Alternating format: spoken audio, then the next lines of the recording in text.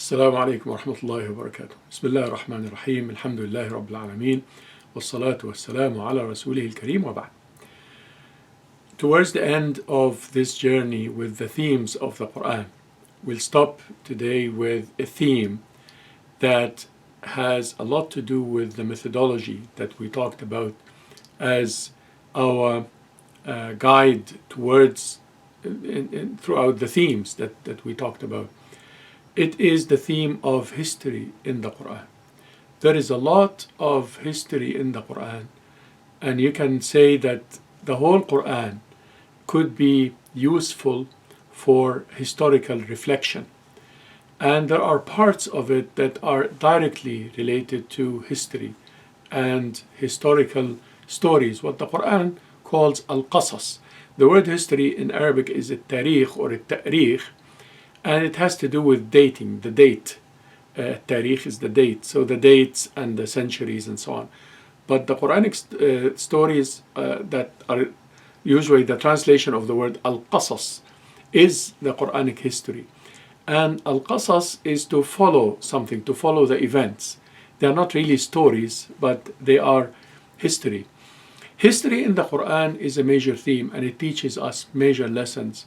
First of all, related to our identity, because the Quran gives us a history of humanity and a history of Islam that if we internalize and we associate ourselves with Muslims, with believers, with how the Quran defines Muslims and believers, then we have a different identity actually from the identity we associate with when we read books of Islamic history. Islamic history is a science that appeared throughout the Islamic civilization, and historians did us a huge favor by giving us historical accounts of what happened.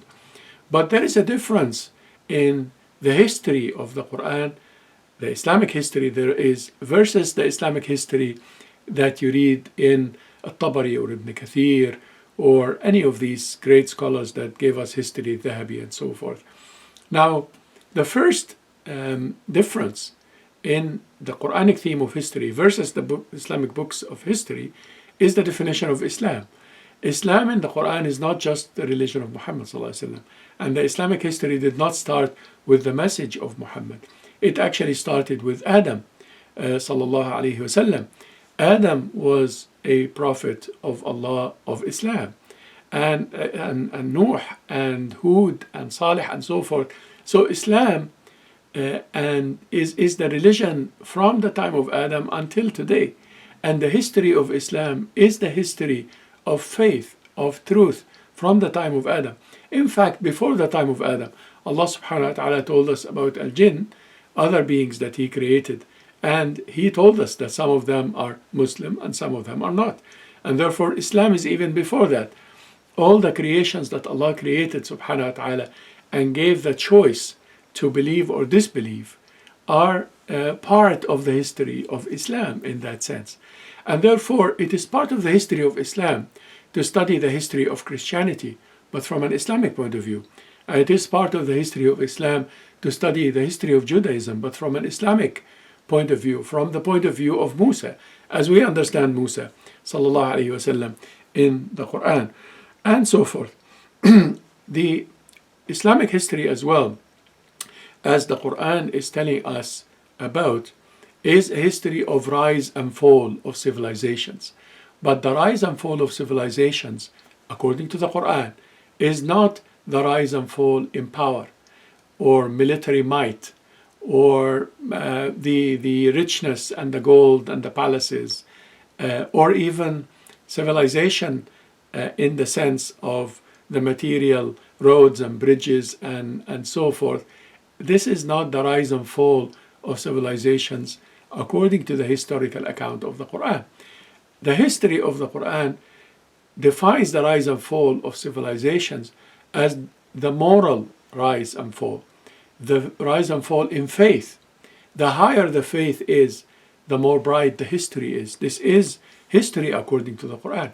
And it's not about the artifacts and the material and so forth, even though the artifacts are good if they are going to be part of a history of faith, but not good if they are going to be part of a history of tyranny or a history of might and certain families that had authorities and so on. When we look at the Islamic history or many other accounts of history, they are the history of ruling families. And historical centuries are divided according to the ruling families. And therefore, we have, of course, after the guided Khalifas, after Muhammad sallallahu alaihi wasallam, we have our Islamic history divided according to the Umayyads and Abbasides and the Fatimids and so on, and the Ottomans. And all of this is a mixture of good and evil. Some of these kings were good, and they were Khalifas in the true sense of the Muslim leader, and some of them were not. And therefore, not all of them are the same when it comes to the Islamic history. And we should not associate ourselves with that history in total, but we associate ourselves with the good sides of that history. And the history of civilization, according to the Quran, is not just the history of the politics of that civilization, but the other sides of that history. We have a great gap in our Islamic history when it comes to the history of science in Islam, the history of societies, the history of arts in Islam. And all of these are part of the Islamic history. When the Quran talks about the past, it talks about everything with faith at the core of that. But it also talks about how people traded and how people built buildings and how societies lived and how language was practiced and so forth. And all of these are dimensions of history that have to be taken into account. And all of these we learn from a thematic interpretation of the Quran that looks at the theme of history. Also, the stories that are mentioned in the Quran, they are mentioned not for entertainment, but for the sake of the high examples that they give. And therefore, the stories cannot be fragmented, and they have to be integrated in our thematic interpretation that has to do with history. We look at all the bits and pieces of the story of the children of Israel in order to understand the history of Judaism from that. We all look at the bits and pieces of history of Christianity according to the Quran in order to understand Christianity and its history very well, and so forth. And without that integration, then we fragment the history. But why did the story go in more than one chapter? Is because every chapter has an objective, and every part of a story that fits in a particular objective goes under that chapter that has that objective. And therefore, when we read the chapter, it takes us throughout a journey that leads to a particular objective of the chapter that integrates the different bits and pieces of stories within that chapter. But a thematic look at the stories or the histories in the Quran will have to integrate, will have to take these bits and pieces of the story of Adam and integrate in order to understand our history from the time of the beginning of humanity with Adam sallallahu alayhi wasallam. The lessons have to be learned from that history so that we do not repeat the same mistakes that some civilizations had committed when they took care of their material welfare and basically ignored the moral welfare and the moral side of their societies.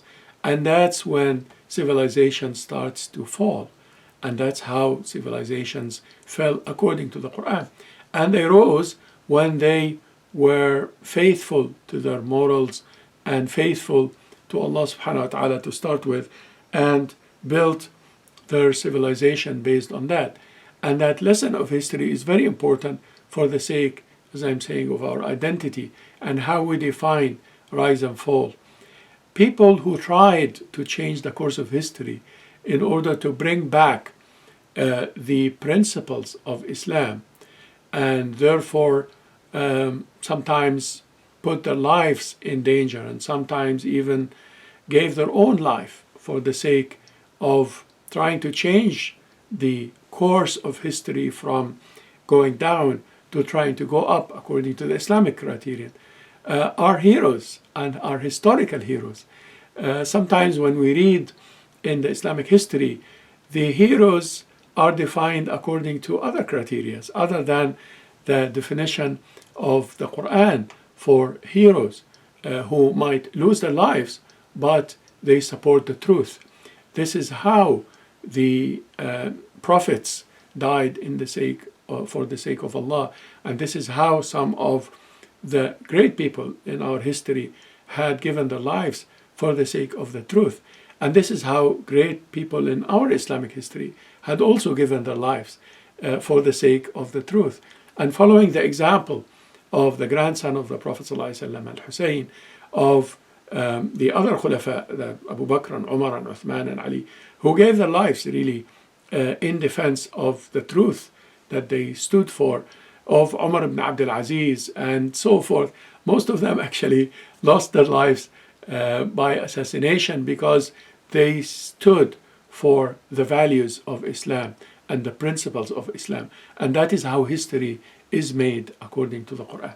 We ask Allah subhanahu wa ta'ala to guide us and forgive us. Wassalamu alaikum wa rahmatullahi wa barakatuh.